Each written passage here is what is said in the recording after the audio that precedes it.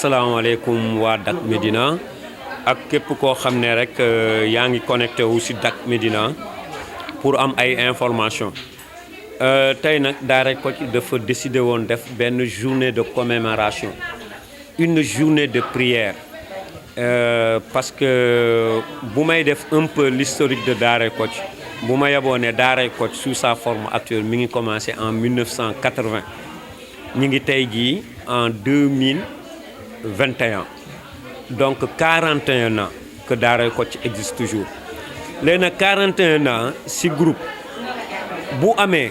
si cheminement bi à la kulli àllin dina am ñoo xam ne dinañ ñu fi bàyyi jiitu junne te li mu am si Daaray Kocc nag bari na ñu bari jóge nañ fi une vingtaine de personnes mënuma lim mais Sénégal yëpp xam nañ leen léegi nag ñu décidé ne dañ leen di ñaanal parce que c'est des gens yoo xam ne waruñu leen fàtte ñu mel ni Cheikh Tidiane Diop ñu mel ni Babou Faye Mbokhura Diegay Baye Pël kenn bëggul maas bari nañu mënuma lim ñëpp mais on ne peut pas les oublier te léegi yàlla dafa wax ne ki nga xam ne daf la jiitu ju lenn rek nga ko mënal kuy ñaan donc ñu décidé woon tey nag ñi nga xam ne génn nañu àdduna entre depuis bi fa Daaray Kocc fondé woo ba léegi ñu ñaanal leen léegi nag pour symbole bi nag ñu ne nañ ko defee kër Cheikh Tidiane Diop Cheikh Tidiane Diop jëkkul gaañu ci Daaray Kocc Cheikh Tidiane Diop xëy na sax membre fondateur yi la bokk demee noonu mais bu ñu ko defee këram pour symbole la parce que bu ñu nee Daaray Kocc rek pratiquement ñëpp seen xel ci Cheikh Tidiane Diop la ñuy dem et puis muy koo xam ne tamit dafa def lu baree bari ci Daaray Kocc waxuma ci Daaray Kocc bu ñu ko xamee tey c'est à travers les grandes œuvres d'abord à travers les grandes œuvres de Cheikh Tidiane Diop ay Yaadikoon Guddi Mbay Xalima Maam Yàlla nit ñi gën ko xam ci Lapiche Lapax ak un DG peut en cacher un autre ak une si longue lettre adaptation bataaxal muy adaptation roman une si longue lettre donc ces grands succès là ñoo def Daaray Kocc te Cheikh Tidiane Diop moo ko def donc premier symbole. Deuxième symbole aussi Daaray Kocc nekkoon formation waxuma formation non pour les artistes moom ñëpp xam nañ ko mais li nga xam ne ñu bari gisuñu ko mooy sur le plan technique Cheikh dafa former ay caméraman former ay preneur de son former ay monteur ba yàlla def tey ji une dizaine de personnes yu Cheikh Tidiane Diop formé woon ñi ngi liggéey ci télévision yi te moment bi ñu leen di former télévision yooyu yëpp ay TFM ay Sen TV Walfadjri yooyu yëpp juddooguñu woon mais léegi Cheikh formé leen ba chaque télévision boo fa demee RDV ak fu mu mënti doon di nga fa gis benn xale boo xam ne Cheikh Tidiane Diop moo ko formé woon en son temps donc loolu moo tax ñu ne premier kii bi ñuy organiser en la mémoire des artistes disparus nañ ko defee kër Cheikh Tidiane Diop. waaw ma ne mais Daaray Kocc defe naa am nañu ay projet retour Daaray Kocc yéen a ngi koy pare waaw wala déet. waaw ñëpp ñi ngi wax retour Daaray Kocc parce que xam nga lu tax ñuy wax retour Daaray Kocc mooy li ñu fi def bu fekkoon li ñu defoon baaxul kon ba léegi fàtte nañu bari woon na ay troupe yu baax yu demee noonu mais toujours les gens dafa mel ni Daaray Kocc rek moo fi doon troupe donc ñëpp ñi ngi wax Daaray Kocc war na def retour léegi nag li ko ñëpp wax nag loolu moo tax mu xaw a metti ci ñun parce que on ne veut pas décevoir dañ naan rek chaque chose en son temps bu jotee rek Daaray Kocc dina dellu si mais dañu bëgg conditions yi nekk conditions yoo xam ne dina favoriser un succès dina favoriser une réussite loolu moo tax mu yéex mais ñi ngi ci réfléchir bu baax a baax mais terewul Daaray Kocc mi ngi fi exister ba léegi à travers ces artistes parce que artistes Daaray Kocc yu bari yi Cheikh Tidiane Diop formé woon ñoom Mandione ñoom Marème Niang ñoom Cheikh Doumbouya ñoom Laye Sangara ñoom ñëpp ñi ngi figurer ci série yi nga xam ne ñooy daw ci chaîne de télévision yi donc Daaray Kocc mi ngi exister à travers ces artistes Daaray Kocc aussi mi ngi exister à travers ses œuvres parce que œuvres yi dafa am une seconde jeunesse bi mooy li ko favoriser mooy l'essor des technologies de l'information et de la communication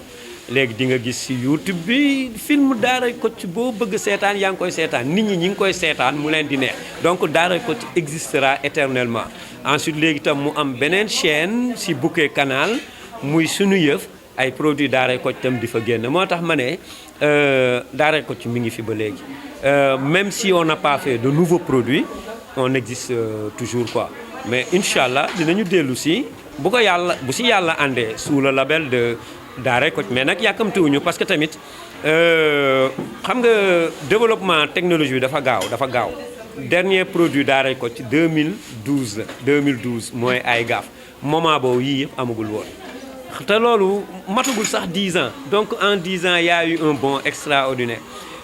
ay gaaf ay sous forme c'était commercialisé sous forme de vidéo cassette mais léegi loolu amatul donc léegi ay série moo am léegi nag wax fa dëgg yàlla foofu nag moom lu ñu xarañ lu ñu aay série yi novice lañu si xamuñu nu mu demee parce que bi ñuy arrêté boobu xewagul woon après la xew suñu gannaaw bon peut-être tamit je ne veux pas revenir lan moo tax Daaray Kocc toog toutes ces longues années te produirul mënuma si revenir mais léegi bu ñu bëggee revenir tamit il faut ñu def une étude du marché étudier terrain bu baax ak surtout li ma la wax nag am un produit boo xam ne dañuy am yaakaar ne lii bu ñëwee buñ ko tegee Sénégalais yi duñ ñu jéppi mais il faut ñu xam aussi affaire yi nu muy demee parce que man am na lu ma jot a xam si série yi nu muy demee ki demee noonu te système boobu système bi ñuy liggéeyee ak télévision yi man rencontré wul sama adhésion quoi sincèrement rencontré wul sama adhésion parce que dafay mel ni golo day bay baabun di dunde man dama ne dans ces conditions moo tax dama ne Daaray Kocc ba la ñuy génn man dama ne bu fekkee li ñuy def 50 épisodes la dañuy tourner 50 épisodes yi ba mu jeex sur fond propre léegi nag ñu ñëw taxaw benn télé du ñu chantage parce que produit du yàqu bu ñu ko xasee ba tourner sur fond propre kenn du ñu ne fay ñu xaalis bi nga si def mën nañu taxaw imposer suñuy conditions aux télévisions mais loolu kese la tamit quoi moo tax te loolu nag ça nécessite beaucoup de moyens sinon bu ñu fi nekkee rek dañ koy dagg dañ naan bon ok dañuy def teaser wala dañuy def benn xaw ma naka lañ ko tuddee bu 5 épisodes 10 épisodes après gars yi dem uti sponsor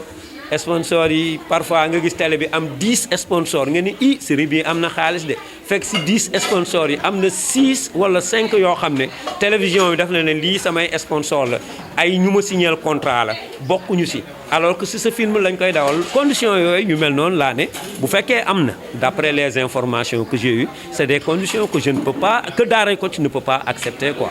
donc il faut ñu li ñu bëgg xaw ma ndax dina amam déet bu dee 30 épisodes la wala 50 dañ koy tourner ba mu mat sëkk ñu ñëw bu ñuy négocier ak télé ñu ne ko mi ngi nii ñoo filmer suñu bopp ñoo fay suñu caméra ñoo fay suñu frais de tournage diffusion lañ la laaj léegi diffusion yi nu muy demee bépp sponsor boo ko si dugal ñun dañ ciy am wala on laisse tomber quoi ba keroog ba ñuy gis ku nangu loolu. Pape nan nga gisee théâtre démb ak théâtre tey parce que yéen ñi ak les réseaux sociaux yi am na ñoo xam ni dafa mel ni buzz dañ ciy wut wala benn notoriété si yenn artistes yi nan nga ko gisee. bon voilà c'est une question boo xam ne xëy na dafa xaw a difficile nga def si exposé parce que tamit ñeneen ñiy def ñëpp suñu kii la mais loolu moom c'est dans tous les métiers léegi ñoo xam ne buzz la ñuy ut am na si ah bon boo ma nee théâtre démb ak tey xëy na am na évolution ah xam nga tey bu njëkk ba théâtre jamonoy tey Daaray Kocc bi ñu leen di xam dëgg théâtre radiophonique la woon ak sur scène dans les départements dans les régions foofu lañ daan dem du jeu ji ba léegi avec événement de la télévision ñu gën a xam théâtre après ñuy dem ba defatuñu théâtre ñuy def lu ñu tudde téléfilm di ko commercialiser ci cassette parfois mu génn télévision mais léegi dañ dem ba loolu amatul série moo am donc série yi man du ma wax si expérience de parce que li Cheikh Tidiane Diop daan def série la mais un DG peut en cacher un autre avec 7 épisodes mais série la am na yeneen yoo xam ne tamit série la ñu buñ ko xëccoon rek ba mu gën a gudd série lay doon donc mën naa ne sax am nañu expérience bi quoi mais ni muy doxee nag la ñu amagul expérience mais pour faire des séries am nañu expérience c'est vrai que nag léegi bëgguma critiquer trop mais parce que dañ naan les temps changent et avec eux les habitudes jamono bu soppeekoo nit dafay soppeeku ànd ak moom parce que léegi business bi moo gën a kii gars yi defatuñ ko pour passion de ñun daaray Kocc bu njëkk ba dañ ko daan def parce que passion la woon vocation la woon lu ñu bëgg la woon mais léegi jamono dafa changé lamb ji ñi daan bëre bu njëkk ba ñi daan football bu njëkk ba dañoo amoon passion am ñoo xam ne jaraaf la ñuy football mais jaraaf moo leen ko jaral dañu bëgg jaraaf ci seen xol dañ ko doon def amuñu ci woon dërëm mais léegi le football a changé boo yi football yëpp même bu fekkee amuñu dara tamit ñi ngi xalaat ñu gis leen ñu nekk ay professionnels dans les clubs àdduna mooy doxe noonu donc théâtre bi léegi kii film yi business la c'est de l'argent les gens cherchent de l'argent et du ma ko critiquer c'est tout à fait normal mais rechercher de l'argent tamit àndul ak yenn dépravation yi wala yenn attitude yoo xam ne famille yi duñ ci gis seen bopp wala xale yu jigéen yi mën nañ yaakaar ne lii rek moo am donc loolu la ñuy def c'est vrai que tamit d'un autre côté li nga wax tamit am na ñu bari dañu dugg ci théâtre bi pour am ñu xam leen am reconnaissance boobu parce que gis nañ ko fi am na artistes yu bari ñu ngi dawal 4x4 am nañu kër bu njëkk ba amuñu ko woon mais je dis bravo j'applaudis des deux mains donc keneen ki nga xam ne dafa toog këram gis ne mais non yow kii mi ngi dawal oto ci théâtre ci jeu film la quand même bu ñu waxee casting day daw dem uti casting boobu pour dàqi wërsëgam donc je ne peux pas critiquer bu may critiquer peut-être certains producteurs wala certains réalisateurs wala certains scénaristes pour gën a mën a jaay seen film surtout à l'extérieur parce que xam nañ ne yooyu ça ne passe pas au Sénégal mais ça passe à l'extérieur donc ils sont obligés pour avoir beaucoup plus d'argent pour avoir beaucoup plus d'opportunités dañuy jël yi nga xam ne tubaab yi ñoo koy def ñu kii ko ci léegi dootuñu tourner ci village yi dootuñu tourner ci kii mais ay kër yu rafet la ñuy tourner bon le couple idéal couple boo xam ne dañuy marié dem lune de miel seen kër day am piscine dañuy dawal oto mën nga ko atténuer tuuti pour xale yi jigéen ñi bañ a yaakaar ne lii rek moo am et que buñ ko amul waruñu sëy